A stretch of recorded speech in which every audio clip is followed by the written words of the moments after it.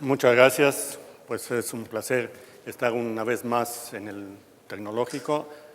No recuerdo, pero creo que la última vez que vine fue hace unos 5 o 7 años y veo que sigue habiendo el entusiasmo de los alumnos, muy numerosos y muy inquietos, y esto es muy bueno para el futuro de la ingeniería. El tema que me han pedido desarrollar hoy es un tema un poco particular dentro de las tareas de la ingeniería civil.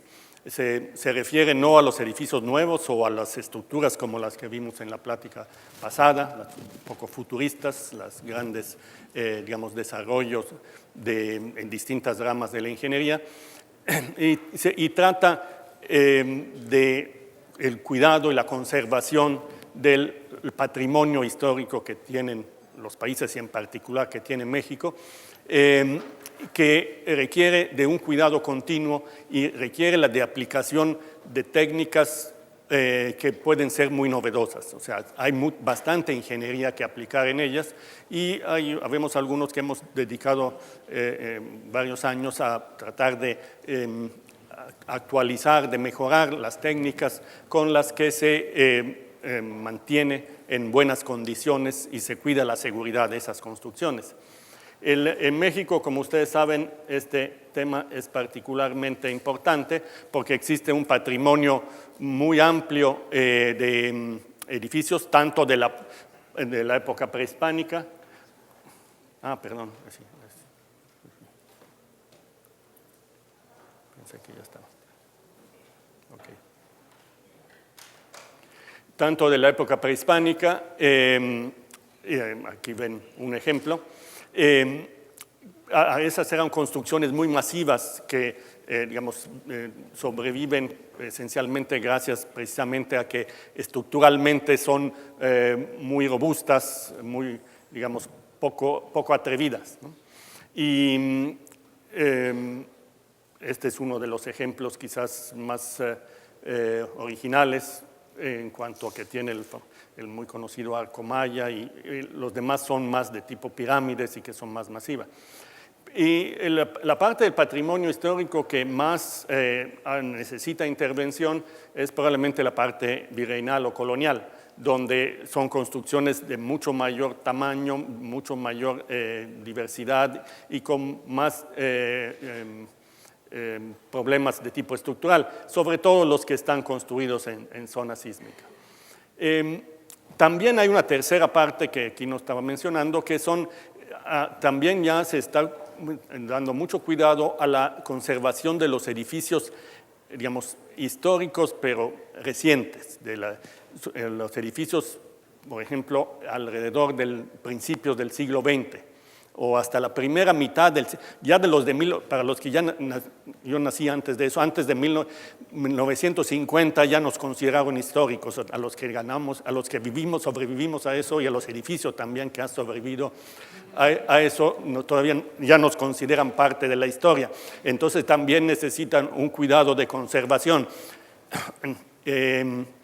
Hay bastante actividad recientemente en esto. Bueno, el ejemplo que quizás ustedes han oído bastante en los medios últimamente es una gasolinera histórica, o sea, una estación de servicio que está en las lomas de Chapultepec en México, sobre la cual quieren hacer el gran edificio del Bicentenario de 250 metros de altura. Y hay una polémica porque donde está construido donde van a construirlo en el terreno hay una construcción de un arquitecto famoso de Vladimir Caspé de 1950 o 40 y tantos, y hay una polémica sobre si se vale demoler esa construcción para hacer un gran edificio, aparte de que hay otros problemas para ese edificio del Bicentenario que, digamos que supongo que va a acabar por no construirse o por no construirse ahí. Pero uno de los aspectos es también el conservar memoria de las construcciones como han sido a lo largo de distintas épocas. Bien, en cuanto a la ingeniería, nosotros tenemos que enfrentar los diversos problemas que se presentan en estos edificios con el tiempo. Los edificios se han mantenido muchos de ellos porque han sido objeto de una conservación continua, intervenciones importantes que se han dado a lo largo de los años. Los problemas principales que presentan, que afectan a los edificios son pues el hundimiento, en muchas ciudades, los hundimientos diferenciales. No tengo un apuntador. Los hundimientos diferenciales, como se ve en la figura de arriba de la izquierda, claro que lo puedo hacer con esto, pero que son particularmente graves en la Ciudad de México, pero se están dando, están volviéndose importantes en muchas otras ciudades por la sobreexplotación que se está haciendo excesiva de los acuíferos, el bombeo de agua que se hace en muchas ciudades del país, los acuíferos están sobreexplotados y eso produce hundimientos que antes no se daban. Entonces, en muchas ciudades, en muchos lados, es un problema reciente de los últimos 2 décadas. Antes no había hundimientos en los edificios, pero esto, aún en suelos de razonablemente buena calidad, se están dando hundimientos por la extracción de agua. El otro problema que se ha dado, que ha sido importante en gran parte del país, es el problema de los sismos, que han destruido una gran cantidad del patrimonio.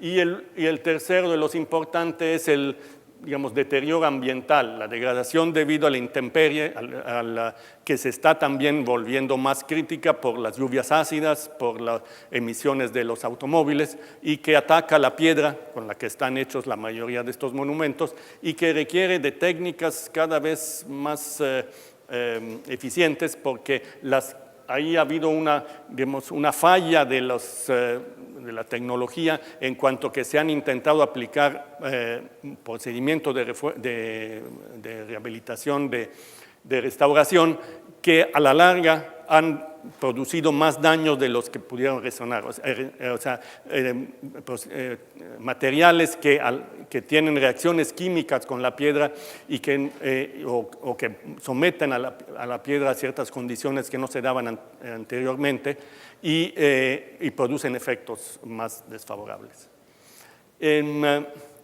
Entonces, muy brevemente, en un proyecto de rehabilitación estructurales de un monumento de cualquier época que sea, primero lo importante es conocer bien el monumento, conocer históricamente cómo se construía, cómo fue construido, cómo se construía aquella época, qué propiedades tienen los materiales, qué evolución ha tenido el monumento a lo largo de los años y qué cosa lo ha afectado, qué daños y qué reparaciones ha tenido en su historia. Y con esa base se pueden aplicar métodos de análisis bastante refinados para determinar el grado de seguridad que tiene y la posible necesidad de una intervención estructural. Finalmente, la parte del proyecto de estas medidas correctivas de rehabilitación que debe tener cuidados muy especiales porque se tiene que usar materiales y soluciones que sean compatibles con el trabajo de la estructura original, o sea, que no lo afecten. En este sentido, para el diagnóstico de la seguridad, se pueden, decía yo, utilizar métodos bastante refinados y elaborados como, por ejemplo, la técnica de elemento finito. El de la izquierda es un modelo de cerca de 15,000 elementos finitos de la Catedral Metropolitana y el de la derecha es un modelo de mucho más pequeño del Sagrario Metropolitano también de la Ciudad de México. Y con esto se pueden estudiar el comportamiento, la respuesta ante distintos tipos de acciones, como son el peso propio. En esta figura se ve las bandas de distintos colores, indican el nivel de esfuerzos de compresión o de tensión, esfuerzos axiales, que se presentan en distintas partes del monumento y permite identificar cuáles son, exclusivamente debido al peso propio, pero también se puede hacer el análisis ante, por ejemplo, alguna deformada, algún perfil de hundimientos diferenciales entre las distintas etapas. y lo importante es entender a través de la inspección, para el diagnóstico lo importante es entender a través de la inspección y de los muestreos de los materiales y de las partes estructurales, cuáles son los distintos tipos de daño que presenta y cuál es la razón de esos daños, qué es lo que ha causado que la estructura haya llegado al estado en que ahora se encuentra para corregir ese comportamiento y mejorarlo. La mayoría de los análisis que se hacen para esas estructuras son análisis lineales, o sea, y eso para este tipo de construcción no es muy representativo. Lineal quiere decir que el material conserva sus propiedades, por ejemplo, su rigidez, su módulo de elasticidad, llamémoslo así, hasta la falla. Y que además que tienen las mismas propiedades cuando está sometido a una compresión que cuando está sometido a tensión. Eso no se da en la mampostería de piedra, que es el principal material de estas construcciones, porque por estar hecha de bloques que están pegados con mortero, tiene una buena resistencia a compresión, pero muy baja resistencia a tensión. Y eso no está reproducido en los métodos de análisis normales. Se tiene que recurrir a métodos de análisis que se llaman no lineales, en que se represente el agrietamiento. Por ejemplo, esta es una franja, una tajada de una bóveda de un templo, en que se analiza por elemento finito, pero considerando el agrietamiento. En esto se ve cómo el programa, el análisis va dando las configuraciones de grietas que se van presentando, y si hacemos una gráfica que nos dice en que aumentamos la carga sobre carga sobre esta bóveda y vemos cuál es el desplazamiento, por ejemplo, de la clave, vemos que inicialmente tiene una cierta respuesta, una cierta rigidez, después se agrieta en la clave y esto baja su rigidez y después vuelve a tomar digamos, cierta tendencia hasta que llega a formarse un cierto número de zonas de debilitamiento que dan lugar al colapso total. Entonces se necesitan métodos un poco más elaborados. Ahora, ese es cuando los problemas son de tipo estático. Si tenemos problemas de tipo dinámico, necesitamos entender cómo responden, cómo vibran, cómo se mueven, por ejemplo, a un sismo, al movimiento de su base, que es producido de un sismo, y eso implica que estos modelos nos deben permitir detectar los modos de vibración y cómo responde al respecto. Esta es la vibración transversal y la vibración longitudinal. Se puede ver, por ejemplo, aquí pone en juego la estabilidad principalmente de las torres y de la fachada que se puede desprender del resto del monumento. Para estudiar el comportamiento de estos tipos de estructuras, además de los modelos analíticos, de estudiar en computadora con estas técnicas de elemento finito el comportamiento, se puede tratar de reproducir en laboratorio modelos que tengan las mismas características y someterlos a cierto tipo de esfuerzo. El más elaborado que se puede hacer es hacer un modelo a escala. Este es un modelo a escala 1:8 de un templo típico, que estas son sus medidas, 2,50 aproximadamente por 3 por 2 y tantos de altura. Se puede, aquí no tengo la foto de la mesa, perdón, ¿dónde estoy? Ay, ya se me perdió.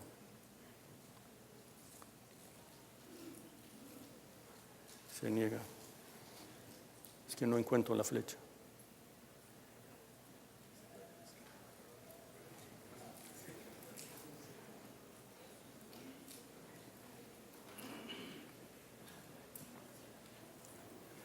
¿Dónde está la flechita? No la veo. Ah, ahí está, apareció.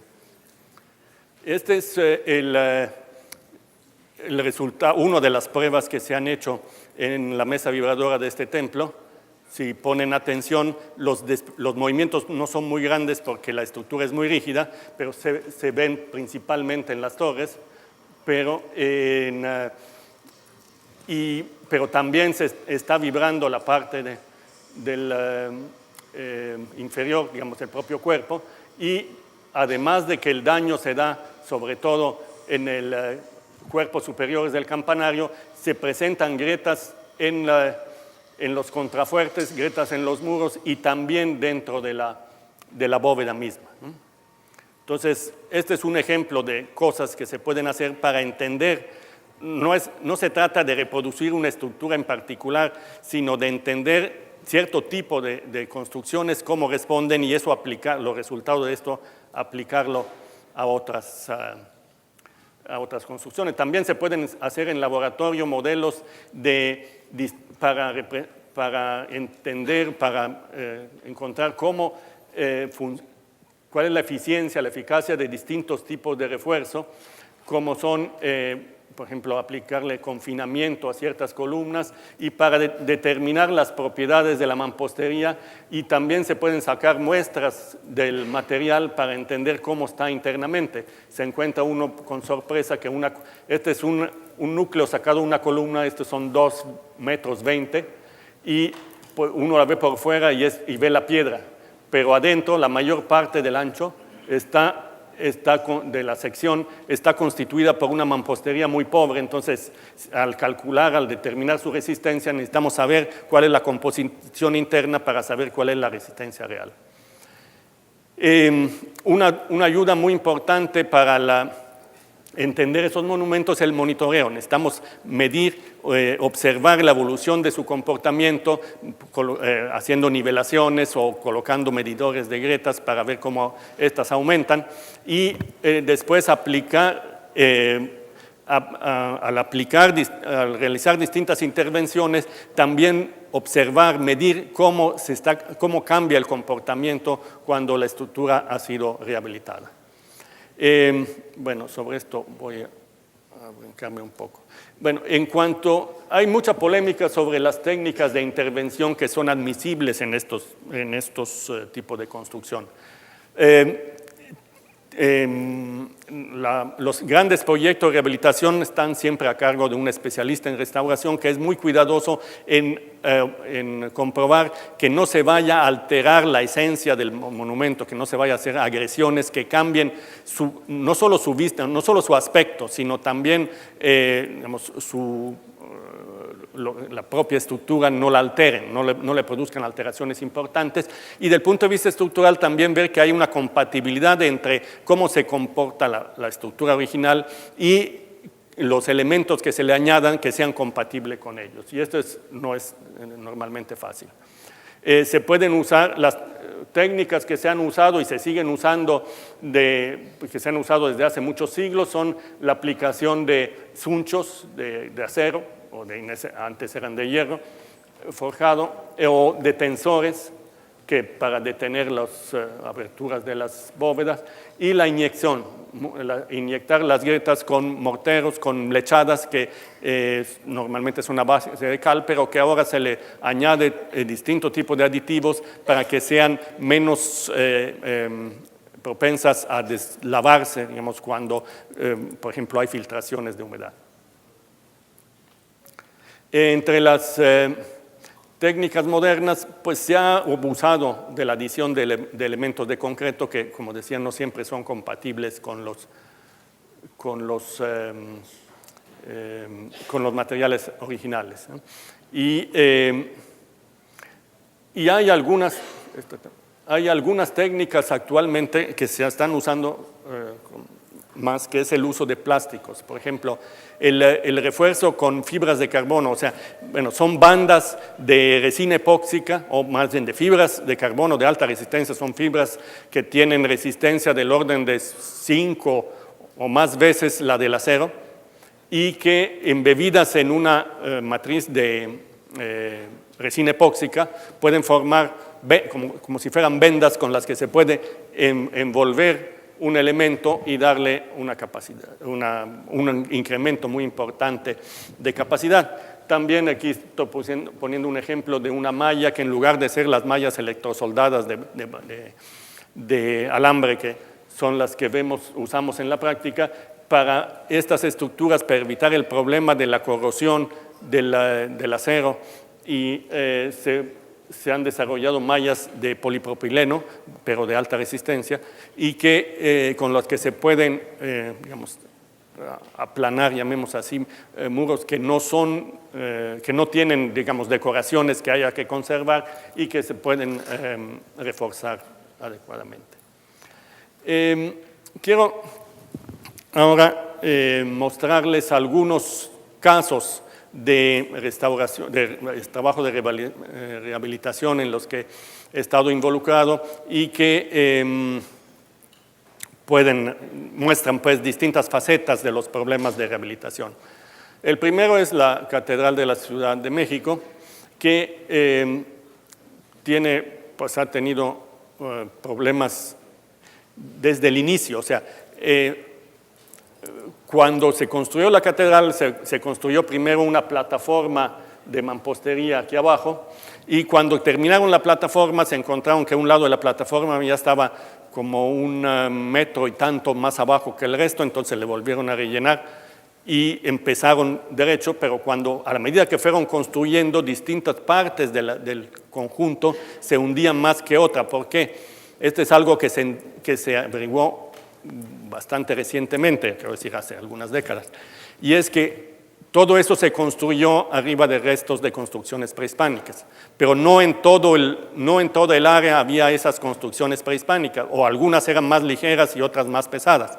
Por ejemplo, en la parte de atrás, por aquí, había parte del Templo Mayor, pirámides que consolidaron mucho el suelo. Entonces, cuando se construyó en la época virreinal la catedral, se desplantó sobre suelo que en ciertas partes estaba mucho más rígido, menos deformable que en otras.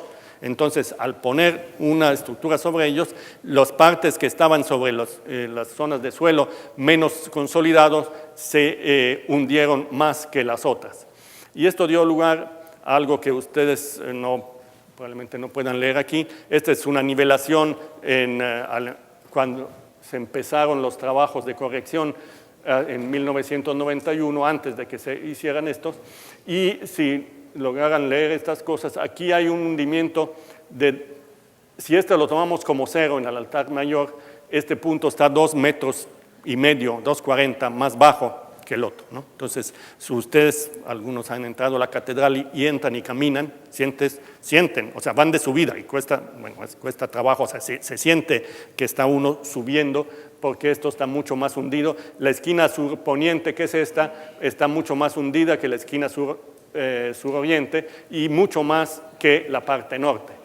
Entonces, toda esta situación de hundimientos diferenciales dio lugar a que toda la estructura, toda la catedral tuviera grandes desplomos e inclinaciones. Por ejemplo, estas son las 4 columnas que soportan la cúpula central, el domo central el crucero se llama, ¿no?, de la catedral.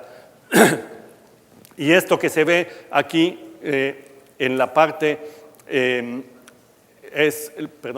la parte de atrás es la posición, digamos, la traza del desplante de la columna, y la parte de esta interna es la posición del remate de la columna, o sea, cómo está la parte de arriba de la columna respecto a la inferior, ¿no? Y aquí se ven algunos números, ¿no? Por ejemplo, en la dirección norte-sur llega a tener 30 o hasta alguna, perdón, no alcanzo a ver por allá, más de 40 centímetros, y está desplomado. Estas, por ejemplo, están desplomadas hacia el sur porque, como vieron, el sur está más hundido que el norte, y también está desplomada hacia el poniente, todas, pero sobre todo esta, ¿no? La C7, que es la que estaba en peores condiciones. Tiene aproximadamente tiene más de 40 centímetros en norte-sur y en este-oeste. Si hacemos el componente, la resultante de esos desplomos, llega a ser de 50 y tantos centímetros. Para una columna que tiene una altura del orden de 20 metros, 50 centímetros corresponden al 2,5% más. En realidad, por alguna razón me fallan las cuentas, porque es más de 20. Llega a cerca del 3% el desplomo de la columna.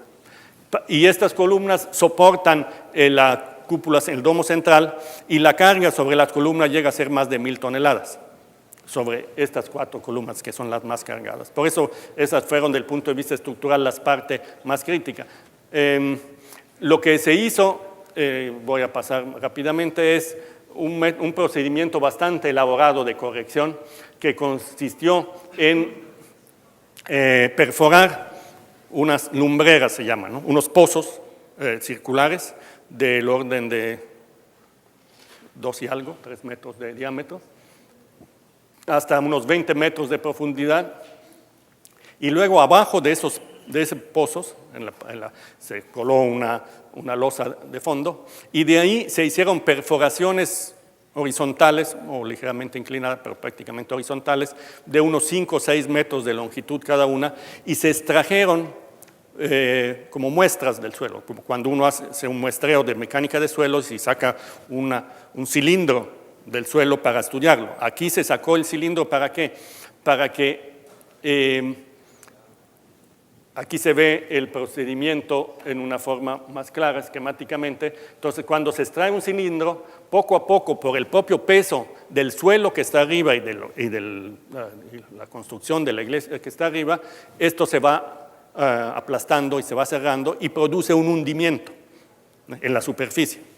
Entonces, al hacer estas perforaciones en las partes que estaban más altas de la catedral, se produjo un descenso de las partes altas, ¿sí?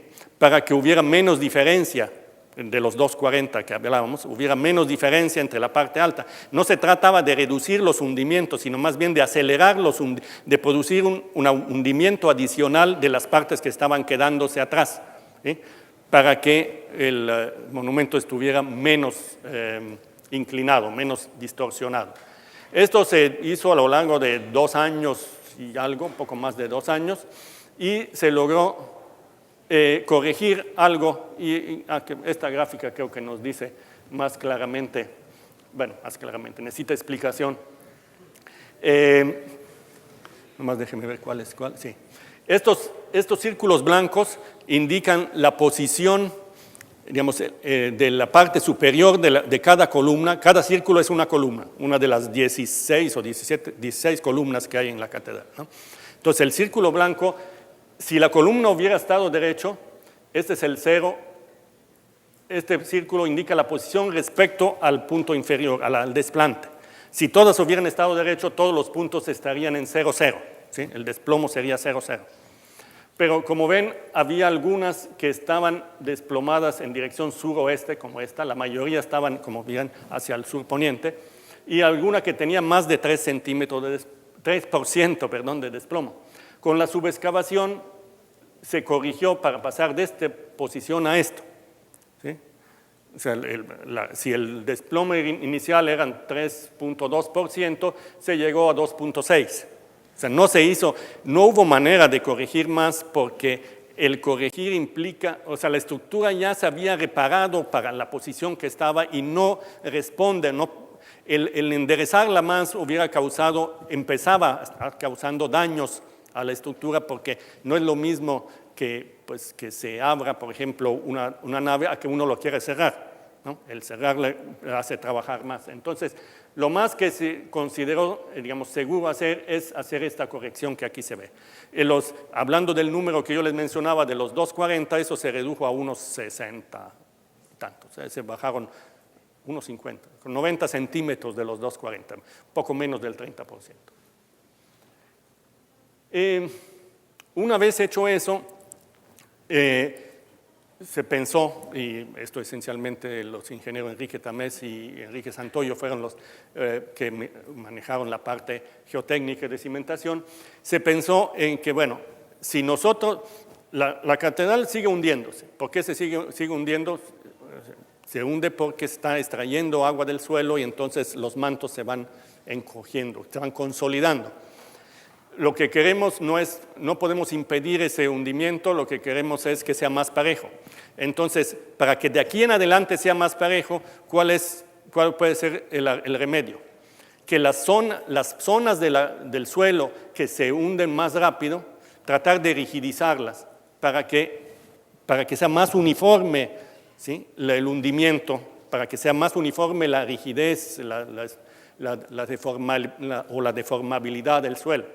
Entonces, lo que se hizo fue que en las zonas de mayor hundimiento se colocaron, se insertaron, se perforó, se hizo una perforación en la cual se coló con un tubo, se coló digamos, un cilindro de concreto, ¿sí? Y después a presión se inyectó mortero para provocar una ruptura del suelo y poderle insertar unas láminas de mortero, ¿sí? En distintas direcciones que formaran como una retícula dentro del suelo que lo hiciera menos deformable, ¿no? Eso es algo que se hizo por ahí del año 2000, entre 98 y 2000, y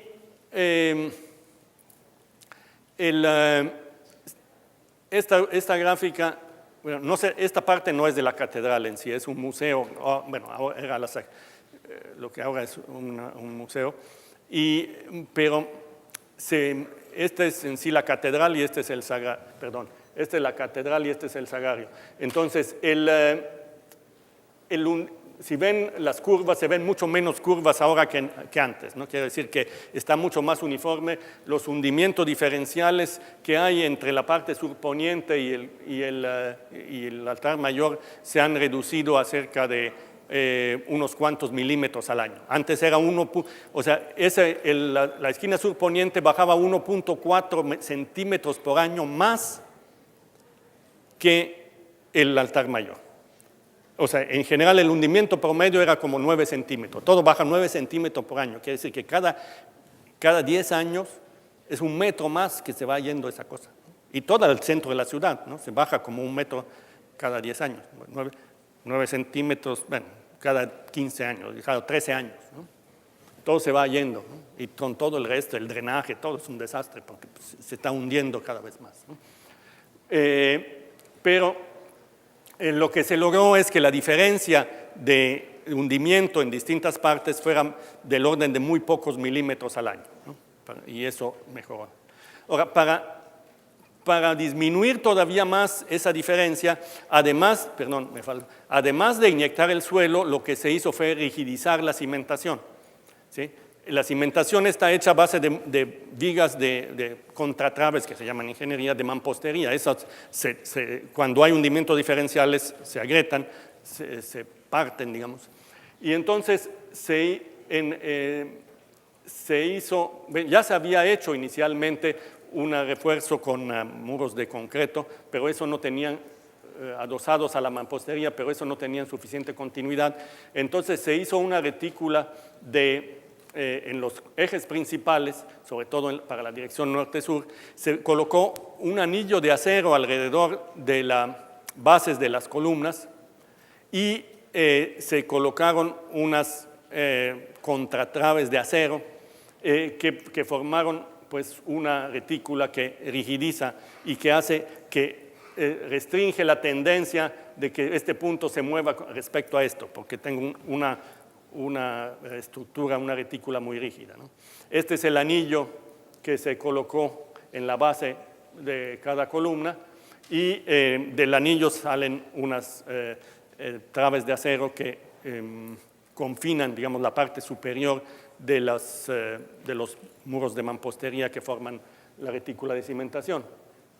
Bueno, otro problema curioso, digamos así, curioso, pero sí era para nosotros el más importante, como decía, lo que más preocupaba era la estabilidad de las columnas, los pilastras que sostienen a la nave principal y más importante a la cúpula central, que por el desplomo estaban sujetas a esfuerzos bastante elevados. Esas columnas presentaban problemas de aplastamiento y de agrietamiento en la parte superior que nos hacían preocupar de que esto fueran a tener un colapso. Lo que se encontró, o sea, se estudiaron muchas formas de reforzarlo con acero, con confinamiento, etc.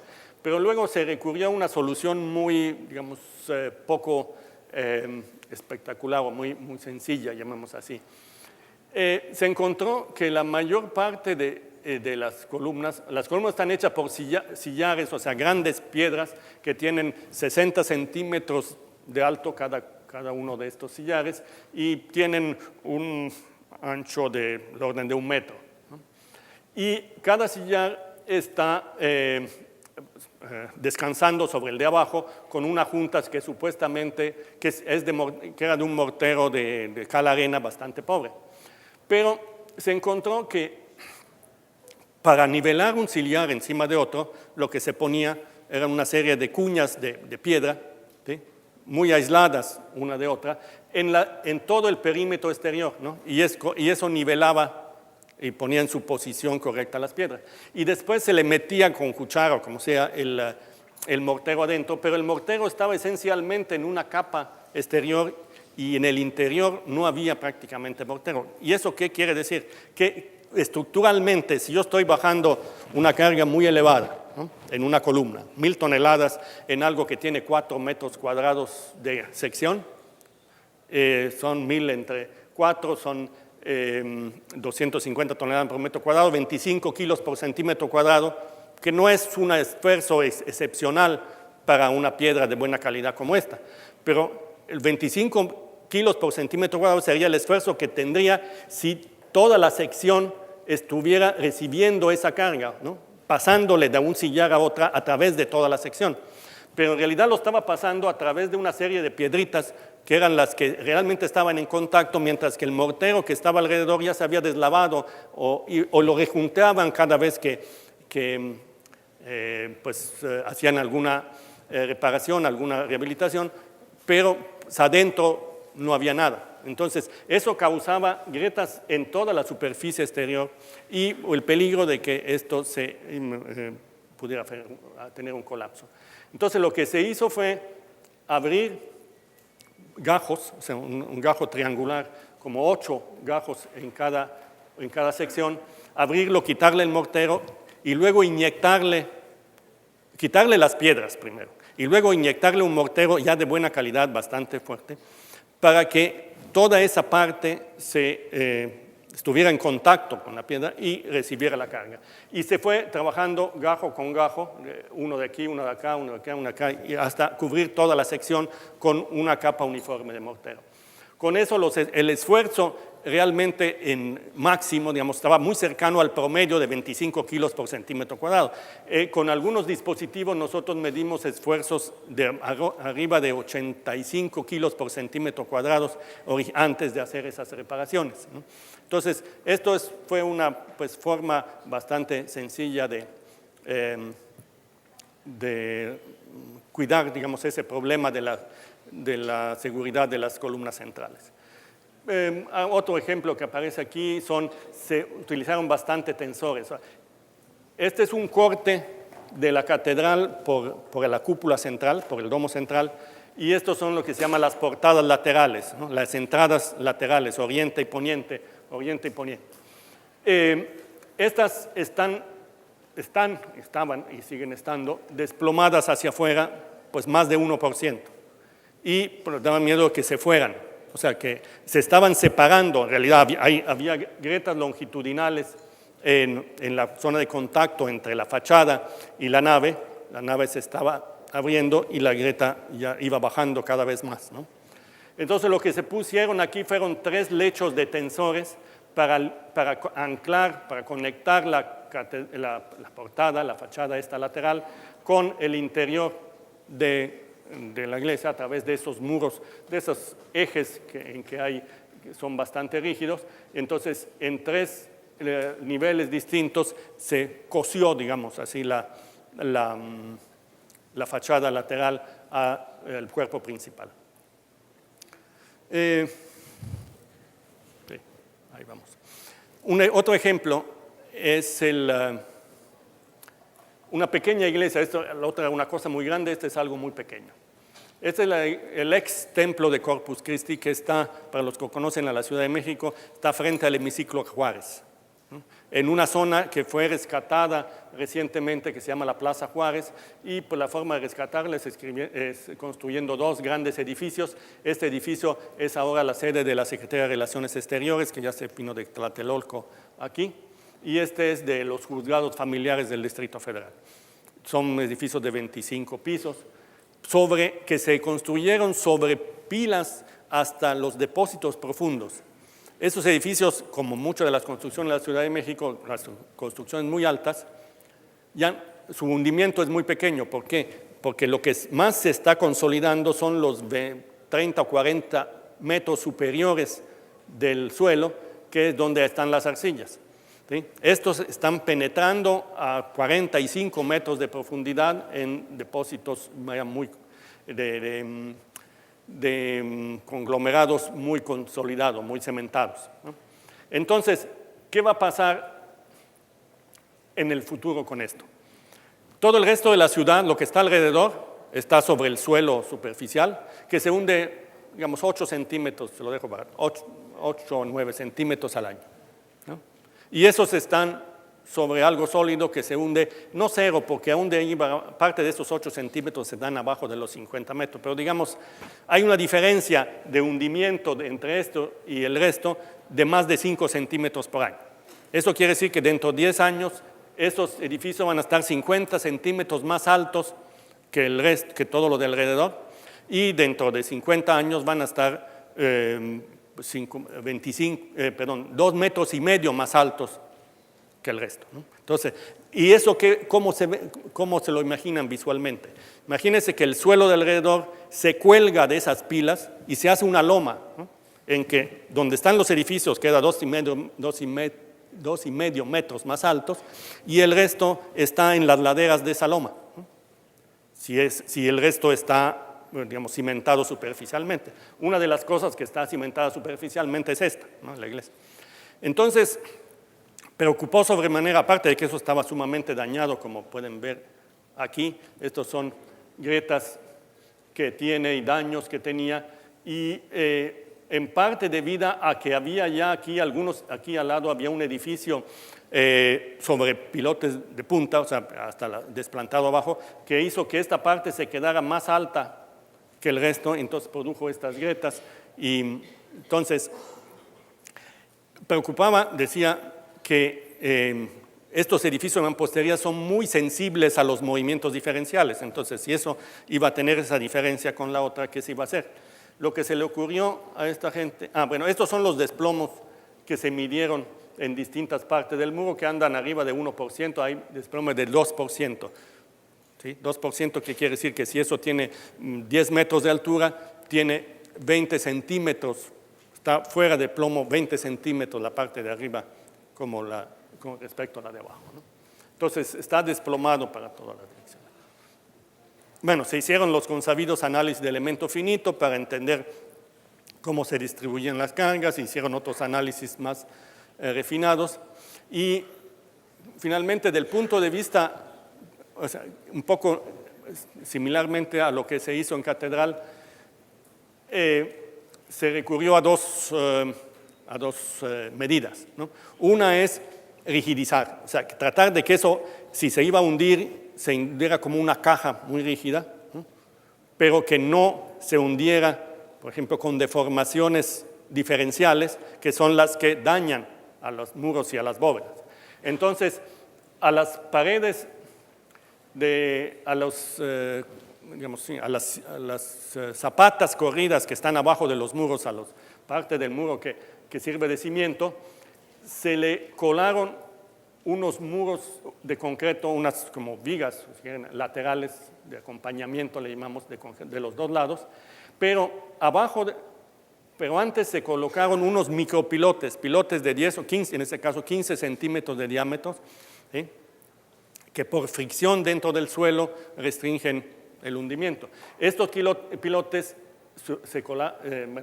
siguen hasta acá y se colaron dentro del muro lateral, ¿sí? Quedan empotrados, digamos, dentro del muro de concreto lateral que se adosa a la cimentación.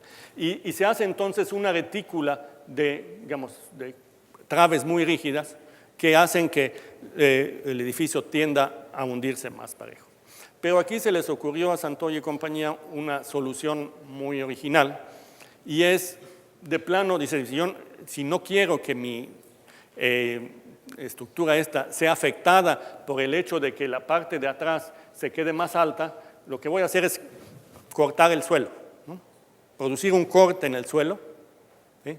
De manera de hacer como una junta de construcción, digamos, en el suelo, ¿no? Se hacen los edificios cuando son edificios muy grandes para evitar problemas de interacción, se separan por una junta, ¿no? Aquí se produjo un corte en los como 20 y tantos metros de profundidad. ¿Cómo se produce? Se produce haciendo una serie de perforaciones muy cercanas, como 50 centímetros una a otra, y luego a presión. Es como si ustedes tienen sus cuadernos, ¿no? Los cuadernos de notas, en que tienen perforaciones. Si ustedes jalan, se va a romper por donde están las perforaciones del engargolado que tienen, ¿no? Porque está perforado. Y así, entonces, al meterle presión, se produce una grieta, un corte en esta dirección, al meterle agua a presión en cada uno bueno, no es un agua, es como gelatina. Se produce esto. Y queda entonces esta separación llena por llamamos gelatina, un lubricante, ¿sí? Que hace que si esto se quiere hundir, esto lo que quiere, que no lo dejen en paz, que lo dejen seguir el suelo, ¿no? Si el suelo se hunde 8 centímetros por año, la iglesia se va 8 centímetros por año y se queda siempre en la misma posición respecto al suelo circundante. Pero si este se quiere quedar más arriba, que haya una junta aquí que permite el deslizamiento de esta parte central, ¿no? Y bueno, además se pusieron unos tensores porque esta bóveda central estaba muy abierta y muy dañada, entonces se pusieron unos tensores laterales que aquí ven su anclaje, y también esta pared que estaba inclinada hacia afuera, a través de 2 mezanines que tiene aquí, se conectó con tensores, creo que se ven en la siguiente, sí. Se escondió dentro de un piso de un mezanín, digamos, unas vigas de acero que sirvieron de tensores para conectar la fachada lateral con la parte interior del ex templo, ¿no? Y también la fachada que estaba desplomando hacia la avenida Juárez, o sea, hacia la calle, pues se le pusieron a través de meterle varillas, una malla de refuerzo sobre la propia bóveda, se conectó con el resto de la estructura, y aquí se puso una armadura en esta posición a la que se ancló la fachada para evitar esa tendencia. Me voy a saltar el Palacio de la Inquisición porque si no nos vamos muy lejos. Y nomás vean algunas de las soluciones que se usan para reforzar las columnas. Y me paso algo, como decía, las estructuras viejas, pero no muy antiguas. O sea, la columna de la Independencia se construyó en 1910. Bueno, se empezó a construir a principios del siglo pasado, y se construyó sobre como 4,000 pilotes de madera, de como 50 centímetros de diámetro. Tuvieron que encontrar árboles realmente extraordinariamente grandes. Como 4,000 de ellos se hizo a cada 2 metros de distancia. Hay una gran, sembrado de troncos, y sobre eso se hizo una cimentación y luego se construyó la estructura. Entonces, esto está apoyado en los depósitos firmes, y el resto del suelo alrededor se está hundiendo a esa velocidad de que estamos hablando, y desde que se construyó a la fecha resulta que este suelo ahora está 2,5 metros más abajo de esto. Entonces, el Ángel de la Independencia tiene unas rampas, ¿no?, inclinadas, que se tienen que ir aumentando cada vez más, porque pues, a medida que se va al suelo, pues, se le da un poco más pendiente a la rampita, ¿no? Y bueno, en la parte de... bueno, como saben, a lo mejor lo han oído, El Ángel de la Independencia se cayó en un sismo de 1957, de julio de 57, y se reforzó todo, y quedó muy dañado el fuste, y se reforzó con un tubo interior de acero, ¿no? Y ahora, sin embargo, voy a brincarme esto, se hizo una inspección muy detallada de su estado actual y se encontró que los sillares que forman el fuste, por lo menos de la parte exterior, están muy deteriorados. Se hicieron pruebas de ultrasonido para determinar el estado de la placa de acero y el estado interno de las columnas, y se encontraron dislocaciones como esta, o sea, una piedra está 3 o 4 centímetros deslocada como la de abajo, hay pedazos que estaban muy deteriorados o muy dañados, y porque en parte debido a movimientos sísmicos y en parte debido a que la propia piedra se va deteriorando por el efecto, el ataque ambiental, ¿no?, del ambiente. Aquí ven cosas que se encontraron en el diagnóstico, pedazos de piedra que se metieron pero que no están anclados, no están conectados al resto.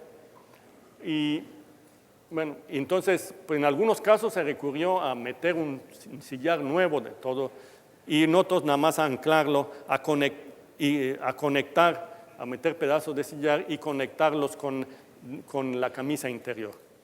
Y un asunto un poco particular y muy polémico, porque son unas broncas muy fuertes. El ángel, arriba uno lo ve, dice, pues como que está apoyado sobre un pie, que ahorita veremos aquí, y si uno sube el pie está aquí, y el peso está desplazado varias decenas de centímetros, ¿no? O sea, respecto al punto de apoyo. Una patita está en el aire y el otro pie, más bien, ¿cómo se llama? No toda la planta, sino solo la parte anterior, de hecho, la parte anterior del pie está apoyada y es el único apoyo. Aparte de que este manto también está un poco apoyado, pero encontramos que el apoyo no era muy firme. Entonces, este es el único apoyo, es el principal apoyo de toda esa cosa que está a 45 metros de altura y mide como 5 metros de alto, ¿no? Y que, pues imagínense cómo se mueve eso en un sismo allá arriba, ¿no? Entonces, muy atrevido el señor que diseñó esto, ¿no? Entonces, entonces encontramos que la planta de aquí estaba agrietada, había una grieta muy importante aquí. Entonces, aparte de soldar, ese es bronce, ¿no? Se soldó el bronce y luego se envolvió en bandas de fibra de vidrio, ¿no?, para reparar eso. Y discusiones hubo a ver si se podía hacer algo más. Se le colocó con mucho trabajo. ¿Dónde está que se me perdió? Aquí está. Al manto se le colocó un perno, digamos, un ancla, para anclarlo a la camisa, esa camisa de acero que viene dentro de la columna. Se puso una en el manto y otra que aquí todavía no está colocada porque fue casi en las últimas semanas cuando nos dieron permiso, después que los amenazamos que eso se iba a caer y que entonces sobre sus cabezas se lo iban a dejar, que nos dejaron poner otro aquí, ¿no? Entonces con esas dos anclas pues quedó un poco más estable el asunto. Esto es, bueno, otras cositas. Bueno, estos ejemplos que les presenté entonces pues, dan una idea de las muchas cosas y también ingeniería y tecnología que se pueden tener en este problema y que cada vez más hay acceso a ingeniería, a ingenieros a esto y que constituye en muchas ciudades, muchas partes del país, una, digamos, línea. Quizás muy poca gente se dedica nada más a esto, pero muchos ingenieros, algunos ingenieros estructurales que se han metido más a fondo a eso se dedican y es una parte muy interesante, muy atractiva, porque son problemas muy distintos de los que uno se encuentra normalmente. Y además, aún en ciudades que no tengan, digamos, monumentos históricos, coloniales o prehispánicos, hay construcciones viejas, digamos, de 100 años o menos, que ameritan ser conservadas y las cuales tienen que ser atacadas con criterios muy particulares de conservación. Bien, muchas gracias.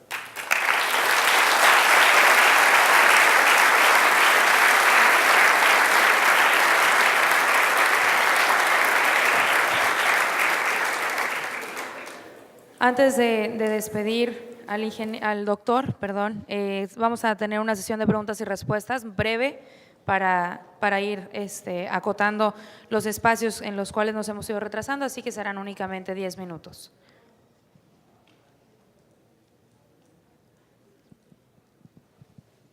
El corte que le hicieron al suelo, ¿de qué grosor fue? Para que, donde se asentaba todo parejo. ¿De qué ancho? ¿De qué ancho? 5 centímetros. Es lo que decía el suelo. O sea, nosotros lo vemos en la superficie, pero no sabemos cuál es el espesor que da abajo. A presión se genera una grieta que es de pocos centímetros, ¿no? 2, 3, máximo 5. Buenas tardes. ¿La solución que se le da a este tipo de restauración es sobre la marcha o si se tiene un proceso predeterminado? Está bien.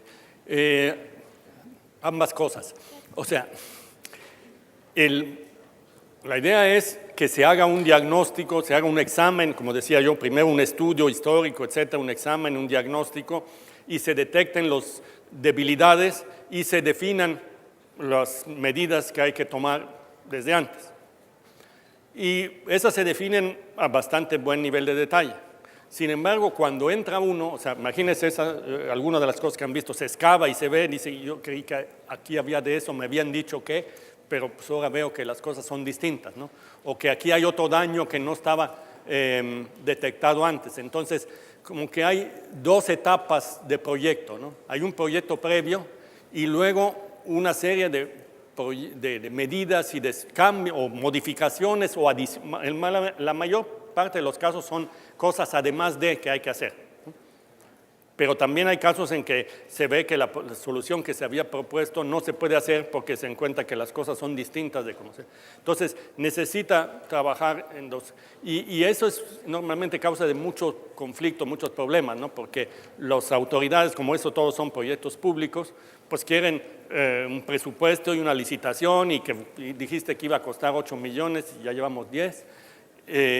Entonces, pero en eso no hay más que proceder así, o sea, solo cuando, bueno, supongo que los médicos también así le hacen, ¿no? Dicen, voy a hacer una operación así, abren y dicen, ay, eso no lo había visto, y entonces, bueno.